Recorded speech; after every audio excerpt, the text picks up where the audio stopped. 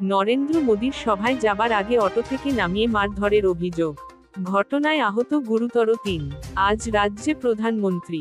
Operation সিন্দুর এর পর প্রথমবার রাজ্যে মোদী। আলিপুরদুয়ারের প্যারেড গ্রাউন্ডে জনসভা মোদীর। মোদীর বঙ্গ সফর ঘিরে সাজ রব আলিপুরদুয়ারে। প্রধানমন্ত্রীর কাটআউটে ছয়লাপ আলিপুরদুয়ার শহর।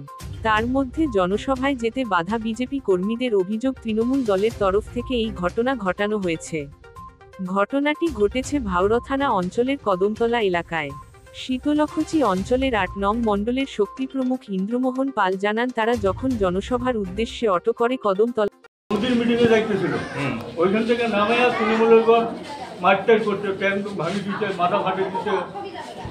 কোন জায়গায় এটা ঘটনা? এটা কদমতলা। কয়জন ছিল? 6 জন ছিল টোটোতে। আহত কয়জন হয়েছে? 3 জন আহত হয়েছে, গুরুতর আহত। কারা মারলো? তৃণমূলের লোক। এরা কি সব বিজেপি কর্মী? হ্যাঁ, এরা সব বিজেপি করবে। আপনার নাম কি? আমার নাম ইন্দ্রমোহন পাল। কেন মারলো কেন? মারলো মিটিংয়ে কেন যাচ্ছে? কয়জন এখানে আসছে? 3 জন আসছে।